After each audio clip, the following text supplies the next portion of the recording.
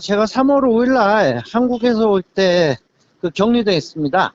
그 원래 호치민 들어가는 비행기인데 컨터로 들어가서 컨터에서 안장 지역으로 이동해서 격리됐었죠. 군부대에. 아, 그럼 많이 힘드셨어요, 그 상황이? 아니요. 그, 어차피 베트남 생활 오래 하다 보니까 뭐 음, 베트남 현상이 뭐 맨날 그렇고 하니까 뭐 그러려니 했죠. 먹는 거, 자는 거, 뭐 이런 부분들은 많이 불편한 거 없었고요. 아이, 물론 불편하죠. 근데 베트남에서 뭐 우리가 선진국도 아니고 베트남에서 지내는데 어떻게 뭐 호텔에서 지낼 것도 아니고 군부대 있으면 군부대 시설에서 지내는 건데 뭐 감수해야죠. 베트남이라는 나라를 보면. 그, 음식도 물론 좋지도 않지만 그래도 뭐 하루 세끼 꼬박꼬박 챙겨주고 다 했으니까 또 나름대로는 베트남에서는 열심히 한 거죠. 한국 사람들은 예. 특별 대우해줬어요.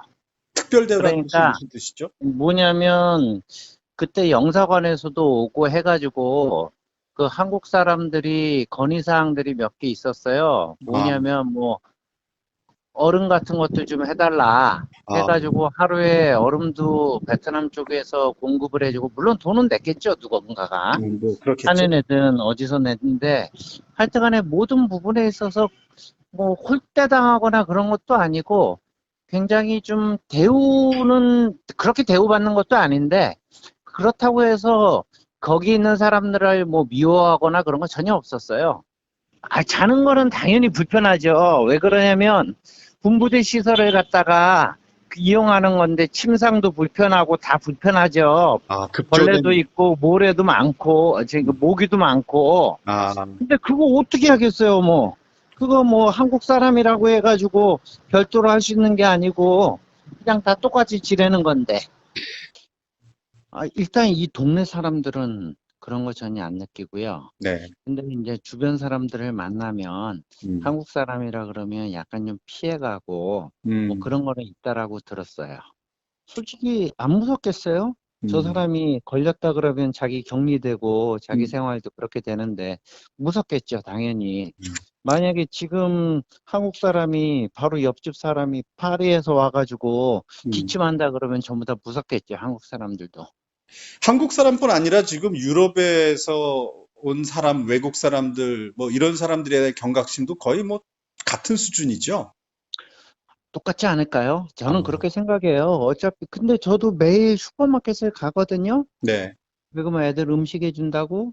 근데 뭐 슈퍼마켓 갈 때 한국 사람이라고 해서 뭐 그런 것도 없고 그냥 다 똑같아요. 모든 게. 음. 근데 그거는 저런 것 같아요.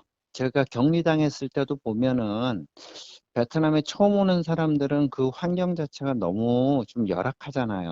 아, 그러다 그렇게, 네. 보니까 항상 좋은 환경에서 살던 사람이 갑자기 군부대 같은 데 격리되고 하면 되게 어렵겠죠. 덥고 특히 매일 39도씩 올라가니까. 제가 보기엔 그래요. 사람 사는 사회고 베트남에서 지내다 보면 한국이랑 같을 수는 없죠. 환경이나 그런 게.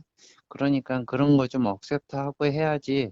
그걸 갖다가 한국에서 똑같은 대우를 베트남에서 받으려고 하면 베트남 오면 안 되죠.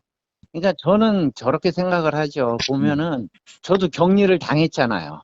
음, 솔직히 밥 주는 거 보면 황당하죠. 음. 음식 나오는 거 보면 황당해요, 솔직히.